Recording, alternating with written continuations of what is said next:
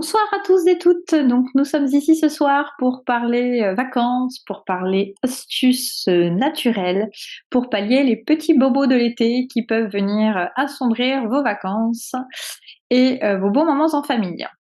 Donc nous aborderons différents sujets, l'idée étant de s'adresser aux enfants comme aux adultes et de ratisser assez large niveau problématique. Alors, on commence donc. Le sommaire. Donc nous parlerons mal des transports, piqûres et morsures d'animaux, excès de soleil sous différentes formes. Pour ceux qui partent à l'étranger dans des pays pas forcément sanitairement aussi peut-être clean que ce qu'on pourrait trouver en Europe, quelques tips et astuces qui vous seront profitables, vous verrez, et aussi un petit chapitre réservé aux sportifs. On aborde donc le mal des transports. Avant de parler astuces naturelles, commençons par les conseils de base qui s'appliquent à tous, petits et grands. Donc que l'on voyage en avion, en bateau, en train, en voiture, on conseille de manger avant le départ. Et oui, un estomac vide aura encore plus tendance à avoir la nausée, et vomir quand on n'a rien dans le ventre, c'est vraiment pas idéal, croyez-moi. Donc on mange un petit truc, même si c'est pas grand chose, un petit gâteau, on mange un petit bout avant le départ. Évitez les odeurs fortes. Donc évitez les odeurs fortes, je vous ai mis en quelques exemples: charcuterie du sandwich, essence, parfum d'un passager. Oui, il est évident que certaines odeurs fortes et particulièrement prononcées peuvent perturber vos sensations et en tout cas avoir fâcheuse tendance à donner la nausée. Donc c'est vrai que si les papas sont plutôt petit déjeuner salé avant de prendre la route, quand il s'agit de prendre la route tôt le matin, messieurs, s'il vous plaît, mangez votre petit sandwich au saucisson en dehors de la voiture plutôt que d'en faire profiter olfactivement les enfants qui sont à l'arrière. Vous pourriez le regretter. Ensuite, buvez de l'eau par petites gorgées. Oui, on évite de boire la gourde d'un trait. On préfère boire de l'eau par petites gorgées. Et je vous proposerai même plus tard une petite recette de boisson anti-mal des transports hyper agréable et qui franchement fonctionne super bien sur les états nauséeux. Ensuite, ne fumez pas, ne buvez pas d'alcool avant le départ et pendant le trajet. Alors pendant le trajet, si c'est en voiture, vous me direz c'est assez évident. Mais même voilà, l'avion, boire de l'alcool pendant l'avion, c'est pas forcément idéal. On peut se sentir très vite nauséeux aussi s'il y a des turbulences. Donc non, par précaution, on évite. Et ensuite, bien sûr, bien choisir sa place. Pareil. Oh, excusez-moi. Hop. Pastille. Bien choisir sa place dans le sens de la marche. Quand on est dans le train, au milieu du bateau, si on voyage en bateau, plutôt au-dessus d'une aile d'un avion, quand on est en avion, et à l'avant de la voiture. Pourquoi? Ce sont des endroits stratégiques où potentiellement vous allez le moins ressentir les mouvements du véhicule. Hein, dans le sens de la marche, parce que le train à contresens, voir le paysage défiler en contresens au niveau équilibre, c'est franchement pas l'idéal. Au milieu du bateau, puisque c'est là que le bateau va le moins bouger. Pareil pour les ailes d'un avion, c'est à ces endroits-là que l'avion sera le plus stable, que ce soit en cas de turbulence ou pas. Et pareil à l'avant de la voiture. Enfin, pour les enfants, conseil plus dédié aux enfants, être bien reposé avant le départ. Un enfant doit avoir passé une bonne nuit de sommeil. Je parle toujours mal des transports. Bien sûr, ce conseil vaut aussi pour les parents qui veulent voyager tranquille. Car on le sait, un enfant qui manque de sommeil est un enfant qui risque d'être agacé, grognon, excité et manquer de patience. Donc clairement, de ce point de vue-là aussi, on se repose. Mais même pour la nausée, tout ça, c'est quand même vraiment mieux d'avoir une bonne nuit de sommeil autant que possible avant le départ. Sinon, prévoir un petit oreiller pour poursuivre dans le moyen de transport, c'est bien aussi. Pareillement, faites-lui prendre l'air toutes les 2 heures minimum. Alors on recommande ça pour les animaux, ça marche aussi, et c'est fortement recommandé pour les enfants. Toutes les 2 heures minimum, ça permet voilà, de reprendre pied sur terre, d'arrêter le mouvement, et puis de s'aérer, donc tout simplement de reprendre un petit peu d'air frais et de changer d'environnement, c'est tout à fait positif. Ne le couvrez pas trop, il a aussi chaud que vous. Alors c'est valable pour les plus grands, qui sont quand même en général capables de s'exprimer, mais ça s'adresse aussi aux tout petits, qui sont pas forcément capables de parler. Si vous avez chaud, ça sert à rien de le surcouvrir en prévision de la climatisation ou quoi que ce soit dans le moyen de transport. Donc en règle générale pour les tout petits, c'est qu'ils aient une couche supplémentaire par rapport à la vôtre. Par exemple, si vous voyagez avec un t-shirt, vous pouvez éventuellement lui mettre un t-shirt et un petit body. Mais à surveiller, si vraiment vous avez chaud, sachez que votre enfant aura aussi chaud que vous. Ensuite, ne l'obligez pas à faire autre chose. On revient avec le point numéro 1. On s'éloigne un petit peu du mal des transports, mais l'idée, c'est quand même de passer un moment serein en voyage. Même si on est tenté, parce que c'est quand qu'on arrive, j'en ai marre, c'est trop long, lis un livre, prends ta console. Pour le mal des transports, on va éviter.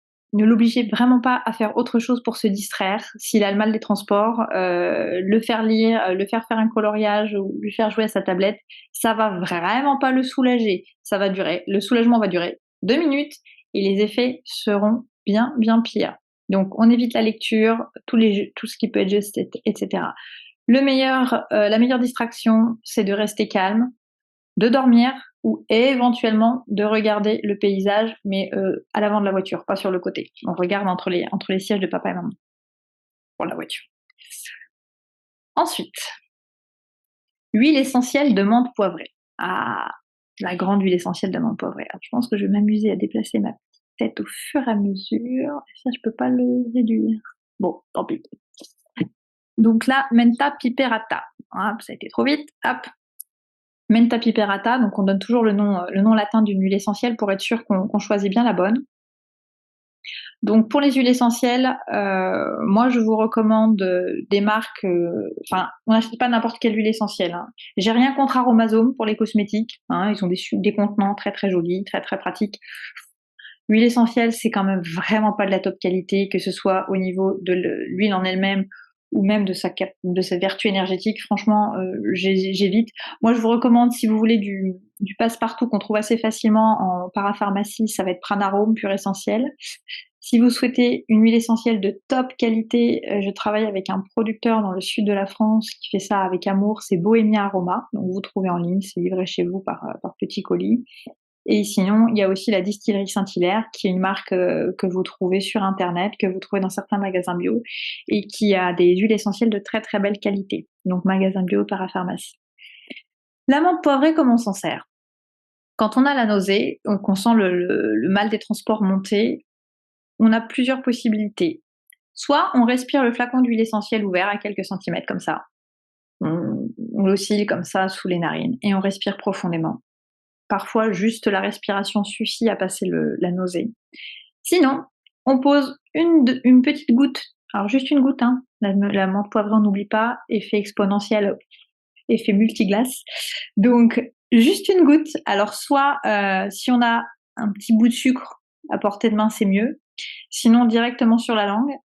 Et si c'est du sucre, on laisse fondre en bouche et on renouvelle autant de fois que nécessaire. Normalement, c'est radical. La menthe poivrée, ça a un effet frais, un effet waouh sur la nausée. Franchement, ça fonctionne très bien.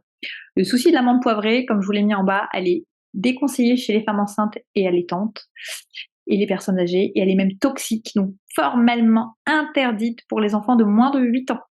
Donc, par précaution, la menthe poivrée, c'est vraiment que sur les adultes. Les enfants, on oublie, vraiment on oublie. Ce serait formidable, mais non, c'est beaucoup trop fort pour eux.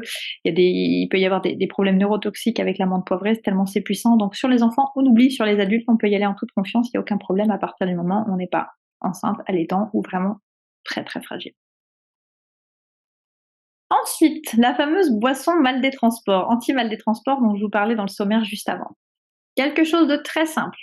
La veille du départ, vous préparez avec 100 g de gingembre frais, une vingtaine de feuilles de menthe et un citron non traité. Oui, pas praticité, mais traité, excusez-moi, faute de frappe. On prépare, donc on râpe le morceau, donc on épluche le morceau de gingembre, on le râpe. On le met dans 1 litre d'eau froide avec les feuilles de menthe et on laisse macérer toute la nuit, tout simplement. Le lendemain matin, avant de partir, on ajoute le jus de citron frais. On filtre si vraiment il y a des pépins, des choses comme ça, puis pour enlever les morceaux de gingembre. On met ça dans une gourde qui va autant que possible maintenir la température fraîche et c'est ça que vous buvez pendant le voyage. Je vous garantis que gingembre, menthe, citron, on a un cocktail aux petits oignons pour vraiment se prémunir du mal des transports. Vraiment, vous laisserez, vous m'en direz des nouvelles. Ensuite, la méthode d'acupression. Donc là, pareil, ça s'adresse à tous. Alors, la menthe poivrée, c'est vrai que c'est pour les adultes. L'eau anti-mal des transports, vous me direz, oui, mais moi, j'aime pas le gingembre. Bon. Il y a la méthode d'acupression. L'acupression, c'est ce qu'on appelle le point 2MC, pardon.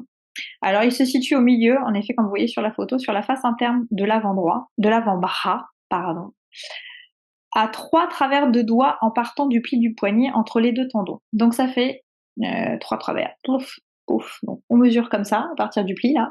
On mesure 3 doigts et hop, le point entre les tendons, il est là. C'est ce point-là qu'on stimule en appuyant tout simplement fortement, comme ça. On appuie fortement pendant au moins 1 minute sur le droit et ensuite on fait pareil sur le bras gauche.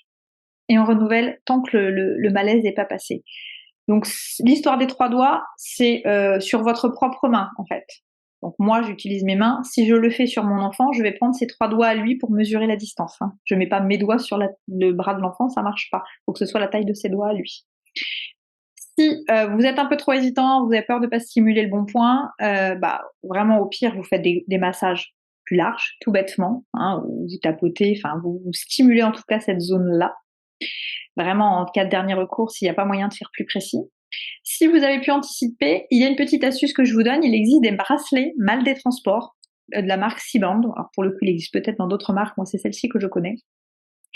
Et ils les vendent en taille adulte et enfant. Donc en fait, c'est un petit bracelet en coton, il y a une petite bille en plastique rebondie à l'intérieur. Et en fait, c'est la face en relief, la face de la petite boule qu'on colle contre le poignet. Et avec le serrage du bracelet, ça tient et donc ça stimule la zone concernée. Donc pareil, hein, il y a une petite notice pour mesurer, pour placer la petite bille quand même au bon endroit. Et c'est très pratique pour les enfants parce que du coup, vous pouvez l'utiliser en usage préventif. Avant de partir, chacun chose ses petits bracelets.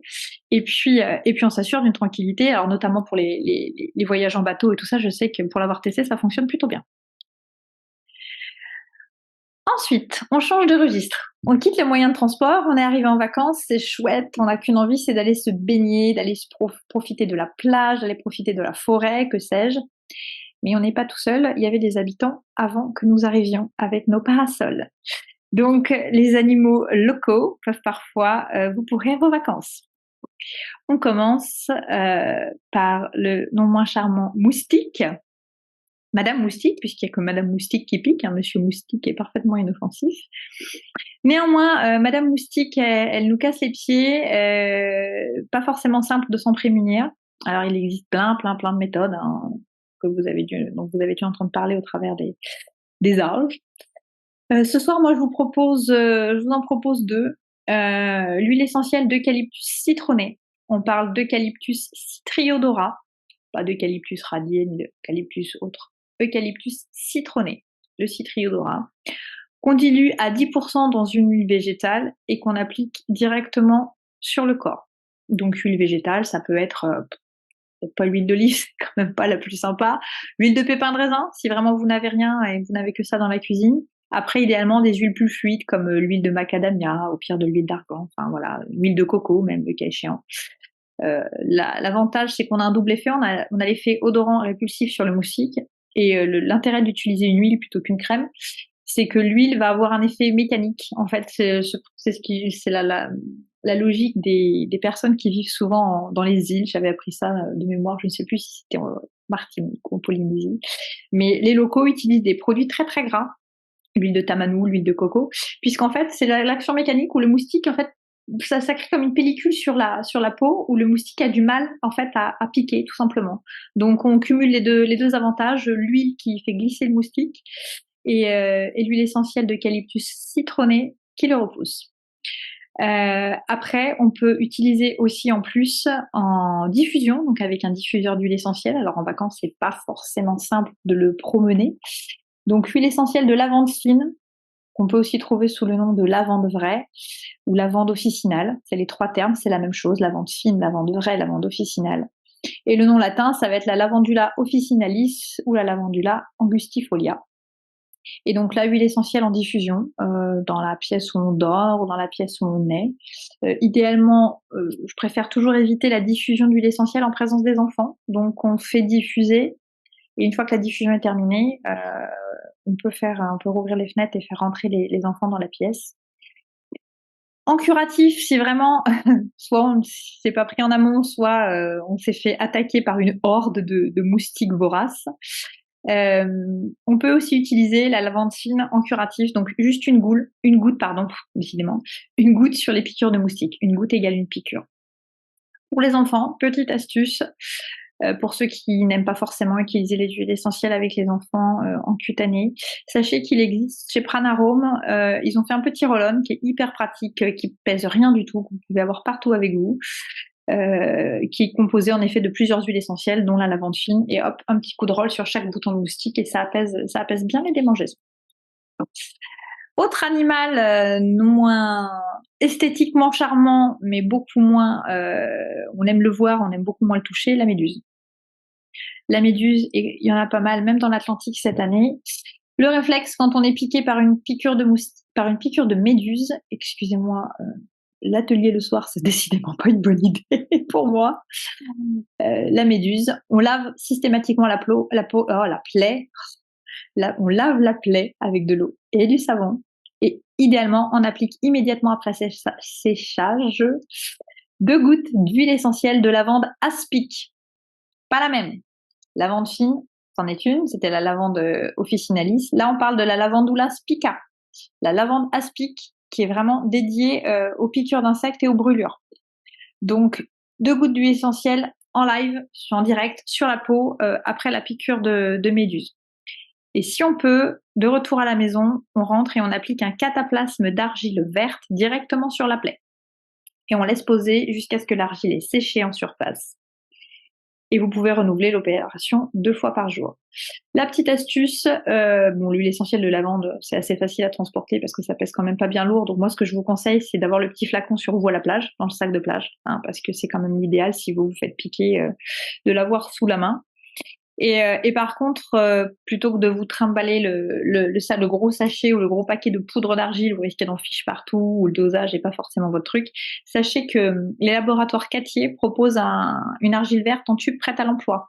Donc c'est un tube de 100 ml de mémoire.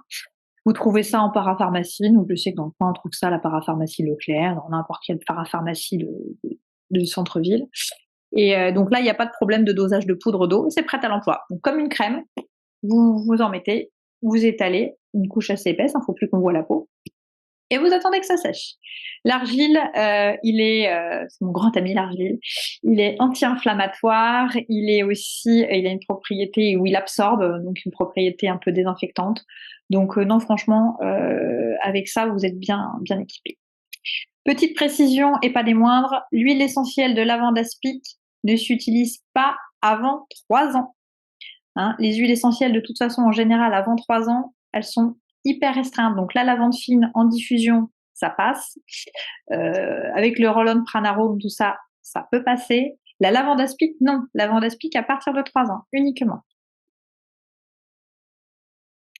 La suite, d'autres amis qu'on adore avoir sur sa terrasse, les serpents, les guêpes, toutes ces belles choses qui en font frémir plus d'un et plus d'une. Que dire? Serpent-guêpe, je les ai mis dans la même catégorie pour vous parler en fait de la seringue aspi-venin. La seringue aspi-venin, alors aspi-venin, elle peut avoir d'autres noms. Je vous ai mis celle-ci en photo puisque c'est celle que je connais. Je sais qu'il en existe une grosse rouge aussi. Enfin, le principe est le même. Comme pour la méduse, on lave la plaie au plus savon, autant que possible. Savon Marseille, hein, c'est mieux qu'un savon avec plein de choses dedans, je ne l'ai pas précisé avant. Et on applique immédiatement après séchage, pareil, les 2 gouttes d'huile essentielle de lavande aspic, qui peuvent aussi s'appeler lavandula latifolia cineolifera. C'est l'autre nom que je n'avais pas mis tout à l'heure. Et l'aspi-venin, c'est très simple, en fait, vous localisez l'endroit de piqûre où le dard s'est planté, je vais y arriver, excusez-moi. Qui a créé une petite ventouse, vous placez la ventouse avec la piqûre à peu près au centre, et vous pompez. Et en fait, clac, normalement, le venin, enfin le dard ou le venin est aspiré immédiatement dans la seringue, ce qui vous permet d'enlever déjà cette toxine, du toxique à l'intérieur. Et la guérison est beaucoup plus rapide, et puis ça te fait mal sur le coup, mais après, ça va passer beaucoup plus rapidement. Dans le cas quand même de morsure de serpent, la seringue aspi-venin, c'est un traitement d'extrême urgence. Si c'est une morsure de serpent ou de scorpion, on appelle systématiquement le 15. On ne va pas se soigner une morsure de serpent avec l'aspi-venin et la lavande aspic, ça ne marche pas. Hein. C'est vraiment l'aspi-venin utilisé pour les guêpes plus huile essentielle, ça marche. Pour le serpent, c'est première instance et derrière, il faut quand même consulter le 15. Hein. C'est trop risqué, vous risquez de ne pas avoir enlevé ce qu'il fallait de venin, donc c'est bien de faire ça en première instance pour limiter les dégâts, mais derrière, on appelle le 15. Ensuite, les excès de plage et de soleil. Excès de plage et de soleil, haha. Vous sentez-vous concerné?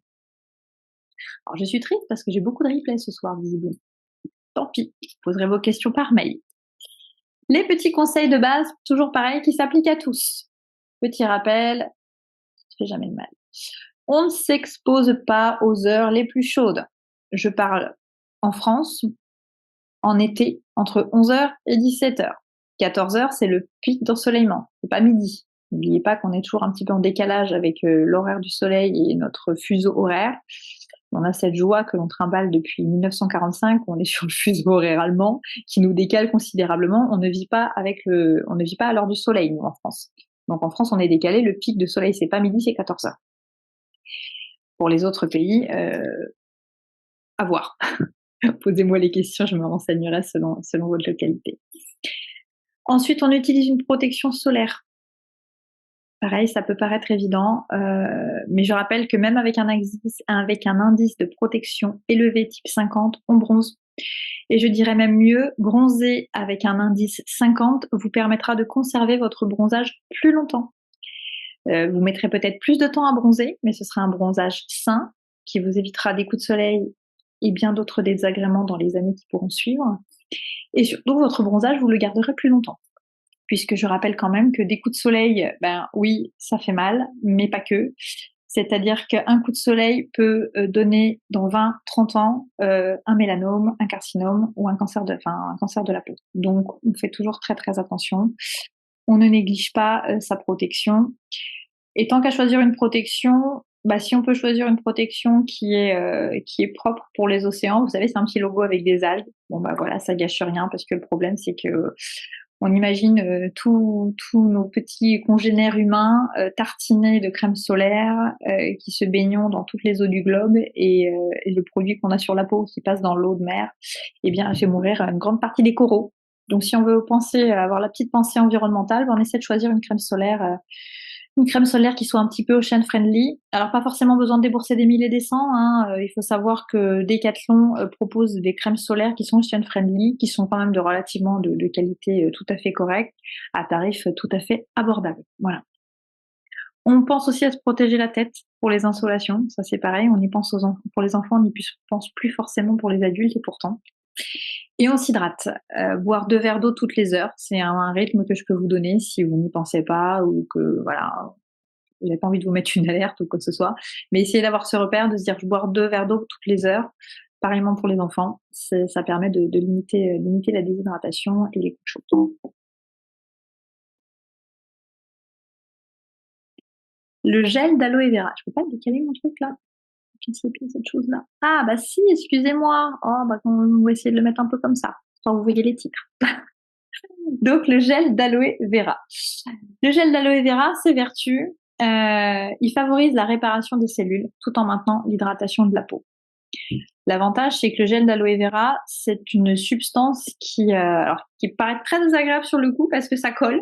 Sur le coup, on le met, ça colle, c'est pas très agréable. En 2 secondes chrono, ça a complètement séché, ça a complètement disparu. Donc, même pour les messieurs qui sont pas forcément friands des crèmes, le gel d'aloe vera passe plutôt bien. Donc, on l'utilise sur les coups de soleil. On applique le gel d'aloe vera directement sur la brûlure, enfin sur la zone rougie en tout cas. Et on renouvelle l'application plusieurs fois par jour et ça peut s'utiliser dès la naissance. À partir du moment où on utilise un gel d'aloe vera qui est hyper clean.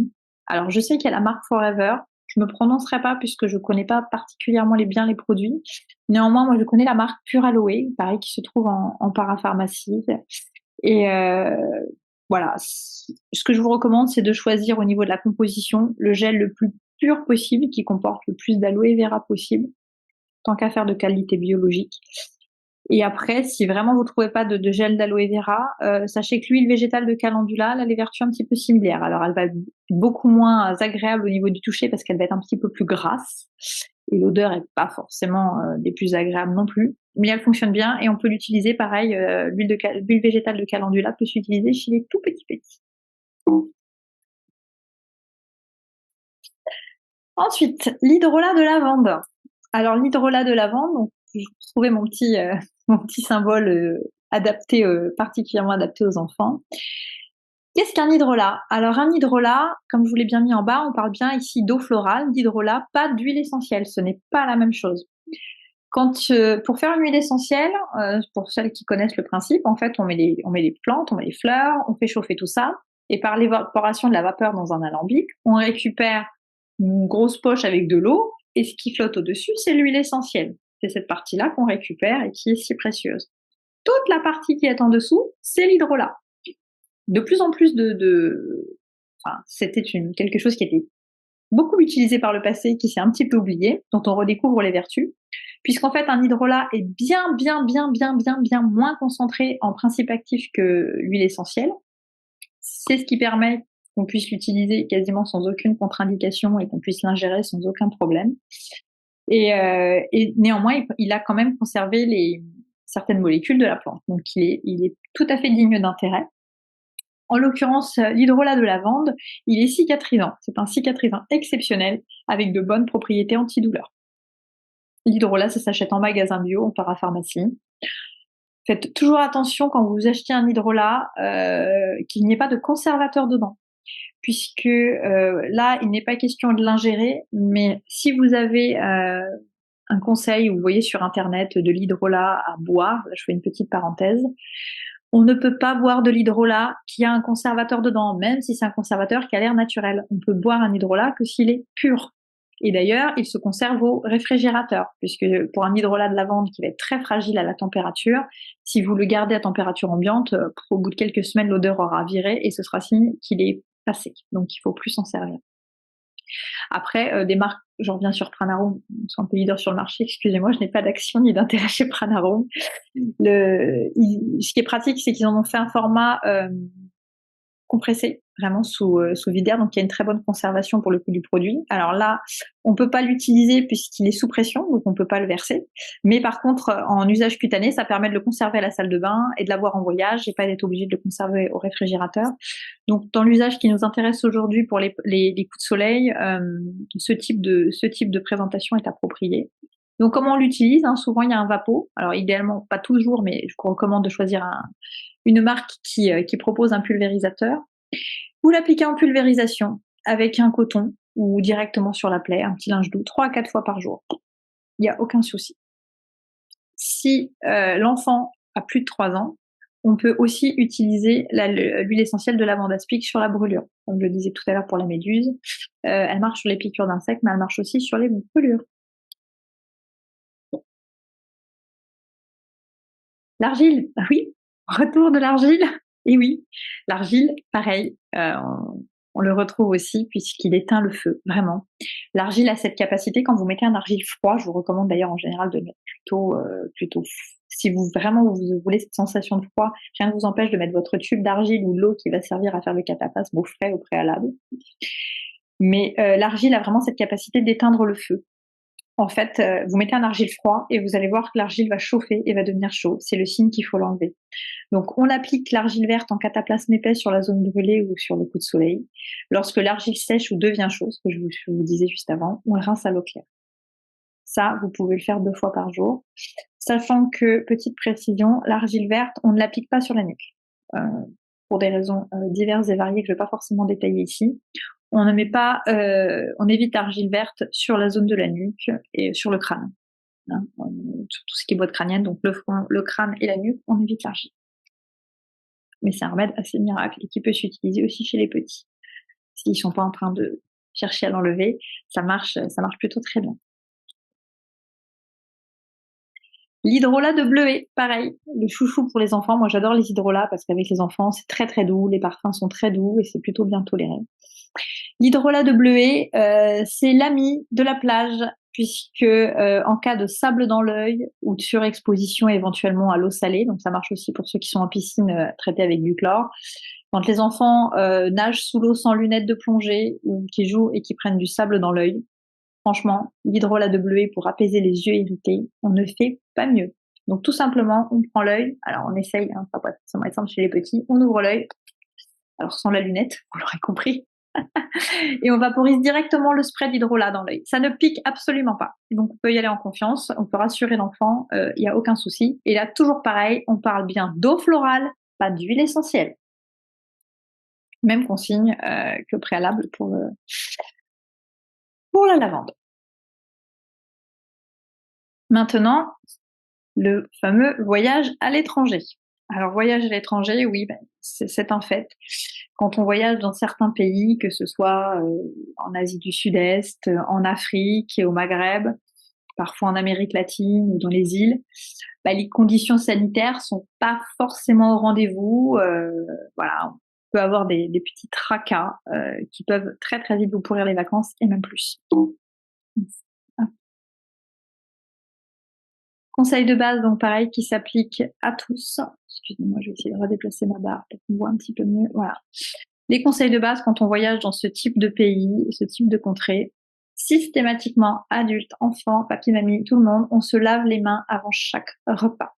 C'est une règle de base. Alors, vous me direz, c'est une règle de base qu'on est censé avoir à la maison ici aussi, chez nous. Oui, certes, mais parfois, il y a des impasses, notamment au niveau des enfants. Là, non, on essaie d'être strict le temps des vacances pour vraiment passer de bonnes vacances. On se lave les mains avant chaque repas. De la même façon, on ne boit pas l'eau du robinet. Même si je sais qu'il y a beaucoup de polémiques sur l'eau du robinet en France, elle reste malgré tout quand même majoritairement filtrée et contrôlée. Et même s'il peut y avoir parfois des soucis, les alertes sont quand même signalées assez rapidement. On nous dit de plus la boire. Bon, il y a quand même un minimum syndical qu'il n'y a pas forcément dans ces pays-là, où l'eau peut vite être contaminée, elle peut vite être souillée. Donc, par précaution, on ne boit pas l'eau du robinet. Si les enfants se lavent les dents, pour les petits qui maîtrisent pas forcément bien, je vous recommande de leur faire se laver les dents avec de l'eau en bouteille. Hein, je sais bien que c'est embêtant de cracher de l'eau en bouteille, mais c'est une précaution parce qu'un petit de 4 ans va avoir tendance à boire l'eau du robinet en se lavant les dents, et parfois on fait attention, on est hyper strict au repas, et c'est en se lavant les dents qu'on boit l'eau du robinet et que c'est vite la cata et qu'on peut récupérer salmonelle et j'en passe. Ensuite, on mange des aliments bien cuits. Donc les viandes, les poissons, autant tout ce qui est voilà protéines, tout ça, c'est les œufs, tout est bien cuit. Hein. Le tartare au soleil, on évite. Hein, on évite. Et d'ailleurs, après c'est du bon sens. Hein, vous allez au Maroc, la majorité, par exemple, au Maroc, au Maghreb, au sens large d'ailleurs, dans les cuisines traditionnelles, il y a quand même très très peu de préparation crue. Hein. C'est que eux-mêmes ont conscience que bah voilà, avec la chaleur, avec plein de choses, c'est compliqué de conserver des aliments, ce type d'aliments frais de façon saine. Donc ils les cuisent beaucoup et souvent même ils les agrémentent d'épices pour se protéger la partie digestive. Pour les fruits et légumes, on les lave et on les pèle soigneusement avant de les manger. Ah, c'est bien, je retrouve mon histoire d'indice 50. Désolée pour la coquille. On lave et on pèle les fruits avant de les manger. Si possible, quand on est au restaurant, on demande à ce que ce soit fait, enfin, les fruits, vous les pelez vous-même, ou vous demandez à ce que ce soit fait devant vous, c'est mieux, ou en tout cas, vous essayez vraiment de bien laver, laver et peler ce que vous mangez. Et pour les légumes, sinon, bah, pareil, les légumes bien cuits, les crudités, quand c'est pas vous qui les préparez, soyez toujours très très vigilants s'il n'y a pas ce qu'il faut pour vérifier la façon dont ça a été préparé. Et même logique que pour l'histoire du lavage de dents, on se méfie des glaçons. Parce qu'on n'y pense pas non plus. Et souvent, l'erreur vient au lavage de dents, mais elle vient aussi au moment de l'apéro, puisqu'on pense pas forcément que les glaçons sont faits avec l'eau du robinet. Donc dans ces contrées-là, on évite de prendre des glaçons. Sinon, vous pouvez après utiliser, si vous n'êtes pas forcément dans un hôtel, que vous avez une location ou quoi, le trimballer avec vous. Vous savez, les petits glaçons... c'est des glaçons qui sont en plastique en fait. C'est des petits glaçons en forme. Alors vous les avez dans le temps, c'était en forme de fruits. Maintenant, ils ont fait des choses un peu plus design. C'est du plastique avec de l'eau dedans. Vous le mettez au congèle et vous pouvez ensuite le mettre dans votre verre. L'avantage, c'est que l'eau ne passe pas du coup dans votre cocktail, votre vin, ce que vous voulez. Alors, bah, vous me direz pour les puristes, ça évite de souiller le vin. Et dans le cas qui nous intéresse, ça évite de récupérer des bactéries qu'il pourrait y avoir dans l'eau du robinet. Donc, qu'est-ce qu'on fait quand on prévoit de partir comme ça dans une contrée exotique? Le réflexe, c'est une cure de probiotiques. Une cure de probiotiques en prévention. Là, je parle de prévention. Une semaine avant le départ, et si possible, on prolonge le reste de la cure si on n'a pas fini la boîte pendant le séjour. On choisit différentes marques sont très bien. Moi, je vous recommande le laboratoire Pilège. Ils ont fait une gamme qui s'appelle Voyage, qui est parfaitement adaptée à ce type d'utilisation qu'on trouve en pharmacie. Et si vous choisissez une autre marque, ce qui est important, c'est que dans la composition des souches, il doit y avoir le Lactobacillus acidophilus et le Lactobacillus casei. C'est le minimum pour vous prémunir de la fameuse tourista. Voilà. Franchement, partir en ayant fait une cure de probiotiques dans ces pays-là, vous vous garantissez des vacances vachement plus sereines, parce que même si il y a un risque, le fait que vos... Ah, je vois qu'il y a Lucie qui nous a rejoint. Bonjour Lucie. On va attendre que Lucie se connecte.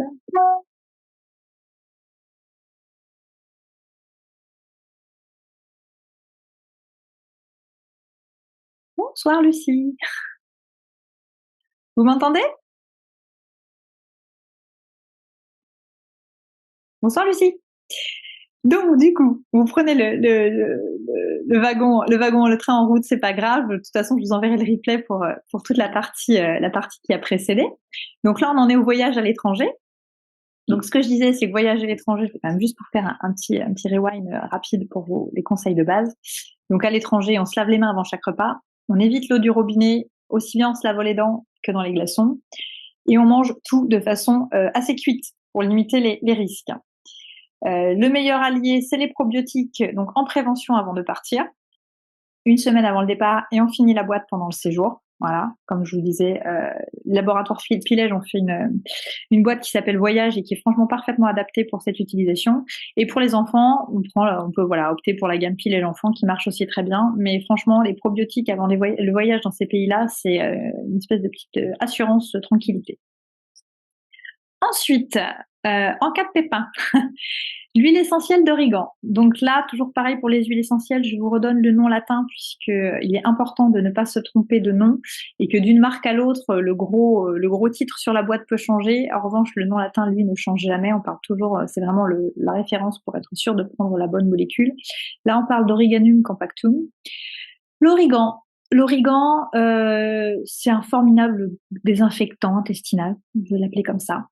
Donc si vraiment vous attrapez la tourista, la diarrhée, on prend une capsule 3 fois par jour à chaque repas pendant 7 jours. Là, je vous ai mis pareil en référence les Pranarum qui sont très bien faites. Hein. Elles sont vendues toutes faites. L'huile essentielle est dans la petite capsule. Et franchement, ça fonctionne très bien. À défaut, si vous n'avez pas ça sur vous, vous n'avez pas prévu, dans tous ces pays-là, on a quand même accès à beaucoup d'épices, et pour cause. Et vous pouvez vous faire des infusions et boire 3 à 4 tasses d'origan séché. Donc en fait, comme pour vous faire une tisane, hein, dans une boule à thé ou dans un petit sachet, vous mettez votre origan séché, vous faites une infusion 3 à 4 tasses. Rien que ça, déjà, ça va vous soulager. Et si vous n'avez pas les capsules, mais que vous avez l'huile essentielle, elle peut aussi être utilisée en complément en massage du ventre. Donc en fait, une goutte, pareil, diluée dans une noisette d'huile végétale. On masse son ventre autour du nombril dans le sens des aiguilles d'une montre. Et ça, c'est pareil, ça soulage aussi très bien. Donc ça vaut pour les diarrhées, ça vaut aussi quand on a la gastro dehors du voyage. Ensuite, pour les enfants, c'est pareil, je crois pas que je l'ai reprécisé, mais pour l'huile essentielle dont on parlait juste avant d'origan, on évite toujours sur les enfants, hein, les capsules, elles sont autorisées, je crois, à partir de 8 ans. Pour les enfants, il y a l'hydrolat de cannelle. L'hydrolat de cannelle, une cuillère à café toutes les heures. Pareil, c'est l'hydrolat dont on parlait tout à l'heure pour la bleuée et pour la lavande. On ne confond pas, on parle bien d'hydrolat et pas d'huile essentielle, surtout parce que l'huile essentielle de cannelle serait toxique en ingestion. On parle d'hydrolat, donc de floral. Une cuillère à café toutes les heures, en direct dans la bouche, jusqu'à disparition des symptômes. Puis une cuillère à café matin et soir pendant 3 jours. Ça fonctionne, franchement, sur la diarrhée, ça fonctionne plutôt bien. Et à partir de 6 ans, on peut aussi masser avec de l'huile essentielle d'estragon, qui est antispasmodique, donc qui va calmer les maux de ventre, à raison d'une goutte diluée dans une cuillère à café d'huile végétale, à peu près 2 fois par jour. Et huile végétale, toujours pareil, hein, huile de pépins de raisin. Idéalement, si vous avez huile d'arnica, sinon huile de macadamia, huile d'argan, huile de coco, ce qui vous passe sous la main. Au niveau huile végétale. Et pour l'astuce aussi pour les petits enfants, si vraiment il y en a qui ne supportent pas le goût de la cannelle, même si franchement en hydrolat c'est très léger, on peut utiliser en alternative une infusion de feuilles de thym séché, donc comme pour l'origan tout à l'heure. On l'utilise comme une tisane dans un petit sachet ou une petite boule, 3 tasses par jour. Et ça, on peut le mettre dans le biberon de bébé, ça passe. Ensuite, pour les sportifs maintenant. Voilà, j'ai toujours ma petite barre qui me casse les pieds. Hop, hop, hop, hop, hop, on va la mettre là, il se passe rien. Voilà. Donc, si on tombe pour les chutes, parce que les enfants, c'est aussi l'occasion de se chahuter, faire des bagarres, des jeux un peu casse-cou, qu'en sais-je et d'autres. Pour les chutes, je suis désolée, il y a eu une coquille, mince, il y a un copier-coller de l'hydrolat bleuet, je suis désolée, mais c'est pas grave, on va le faire en live. L'huile essentielle d'hélicryse italienne et l'huile végétale d'arnica. Huile végétale d'arnica et huile essentielle d'hélicryse italienne, pardon, je vais y arriver, ce qu'on appelle aussi l'immortelle italienne. C'est le combo parfait pour les chutes, c'est-à-dire que on tombe, il y a un bleu, on se fait mal, on se tord le poignet. Un mélange d'huile essentielle, donc pareil, une goutte d'huile essentielle d'immortelle et une noisette d'huile végétale d'arnica en masse. On peut faire ça 3, 4, 5 fois par jour. Et là, franchement, il n'y a pas de bleu. L'hélicryse, en fait, c'est une huile essentielle qui favorise la circulation sanguine. Donc, en fait, ça évite à l'hématome tout simplement de se former. Donc, c'est la garantie de ne pas avoir de bleu et ça soulage très rapidement. Donc, ça, c'est pareil, ce sont deux choses qu'on trouve en magasin bio, en pharmacie. Ah, décidément, j'ai le même problème qui s'est poursuivi, j'en suis désolée. Pour les ampoules et les blessures, l'huile essentielle de titri. Donc l'huile essentielle de titri, autrement connue sous le nom d'arbre à thé. Tout simplement, une goutte d'huile essentielle de titri, vous pouvez l'appliquer pure sur les ampoules. Il n'y a aucun problème. Elle est antiseptique, elle est anti-inflammatoire, elle fonctionne super bien. On peut l'utiliser chez les enfants à partir de 3 ans. Et ça fonctionne très très bien, hein. Les ados la connaissent pour l'acné. Mais voilà, le titri fonctionne super bien sur les ampoules, même sur les blessures. Alors sur les blessures, pas les blessures trop ouvertes quand même, parce que peut avoir tendance à piquer, notamment chez les plus petits. Mais pour les ampoules, le réflexe huile essentielle de titri, ça fonctionne très très bien. Je crois même maintenant qu'ils doivent le faire en roll-on. Et franchement, c'est top. Ah alors là, j'ai un joli couac aussi. Je suis vraiment confuse. Pour les courbatures, décidément, je sais pas ce qui s'est passé à l'export. Pour les courbatures, donc pour les grands sportifs, ceux qui ont fait du sport, de la voile, de la randonnée, qu'en sais-je et d'autres, là, on travaillera avec l'huile essentielle de Gaultérie couchée et l'huile végétale d'arnica. Donc la Gaultérie couchée, c'est quelque chose qui est assez fort, qui est assez camphré en odeur, donc qui n'est pas forcément toléré par tous. On l'utilise chez les enfants pas avant 8 ans, clairement, 8 ou 10 ans même, selon que l'enfant supporte l'odeur. Et huile végétale d'arnica, donc pareil, une à deux gouttes de Gaultérie couchée avec de l'huile végétale d'arnica en massage.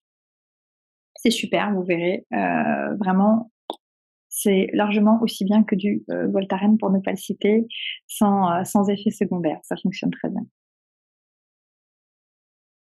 En résumé, donc dans notre petite valise pour partir en vacances, qu'est-ce que l'on a? On a de l'huile essentielle de menthe poivrée pour les modes de transport.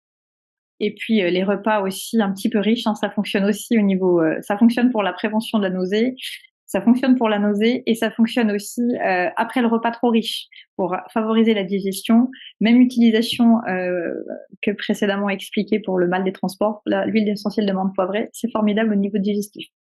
L'huile essentielle de lavande aspic. Hein, on fait bien attention, on parle de la lavande aspic, après on parle de lavande fine. La lavande aspic, c'est pour les piqûres, morsures, brûlures.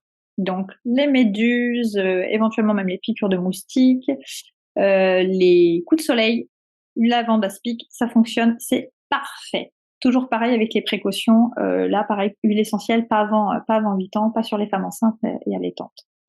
L'huile essentielle de lavande fine, notre petite fiole à trimballer avec soi en vacances. Lavande fine pour plein de choses. La lavande fine, c'est vraiment le couteau suisse des huiles essentielles. Vous pouvez l'utiliser, donc pareil, pour repousser les moustiques. Vous pouvez l'utiliser, pareil, pour les enfants, s'ils sont un peu spies, qu'ils n'arrivent pas à dormir le soir, ça fonctionne aussi. La lavande fine, on peut aussi l'utiliser, même si elle sera moins forte que la lavande aspic, en curatif sur les piqûres de moustiques. Ça fonctionne très bien. L'huile essentielle d'eucalyptus citronné cette fois-ci. Vraiment pour le côté préventif contre les moustiques. Ensuite, on a l'argile verte en tube. Donc l'argile verte pour toutes ses vertus anti-inflammatoires. Donc elle calme le feu et elle cicatrise et elle est aussi en partie antiseptique. Donc on peut l'utiliser pour les piqûres de méduses, type piqûre de méduse. On peut l'utiliser aussi pour les brûlures. Et je n'en ai pas parlé pour les courbatures, mais on peut, en cas d'entorse ou en cas vraiment de blessure de ce type, aussi le cataplasme d'argile fonctionne très bien, puisque pareil, vous le mettez légèrement frais et hop, il va absorber le côté inflammatoire, il va chauffer et là vous pourrez le rincer. Il va aussi considérablement soulager les entorses. Le gel d'aloe vera pour les coups de soleil. Pareil, petit couteau suisse pour les irritations, les petits bobos, le maillot de bain qui gratte, tout ça. Le gel d'aloe vera est formidable. Et l'huile essentielle d'hélicryse italienne, la l'immortelle, puisque moi je considère que pour les coups on fait pas mieux. Donc on parle des enfants qui jouent, mais ça peut aussi être cette très grosse valise que l'on promène et qu'on se pose gentiment sur le tibia à l'aéroport. Mais on est content aussi en tant qu'adulte d'avoir l'huile essentielle d'immortelle. Donc vraiment, si je devais résumer, moi ce seraient ces produits-là que j'aurais dans ma petite besace. Alors pour les huiles essentielles, sachez qu'il existe, alors on trouve sur internet sur plein d'endroits, des petites trousses avec des petits trous, et en fait c'est des petits trous dans de la mousse.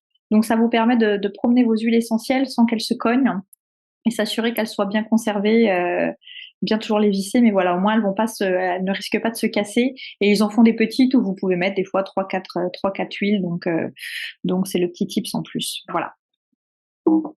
Donc j'espère avoir pensé assez large au niveau de tous ces petits bobos de l'été. S'il y a des questions, n'hésitez pas. Pour celles qui sont en replay, il n'y a pas de souci, je répondrai aux questions aussi par mail ou par Messenger, il n'y a aucun problème. Lucie, avez-vous des questions? Comme il n'y a que vous qui nous avez rejoints ce soir en présentiel, avez-vous des questions?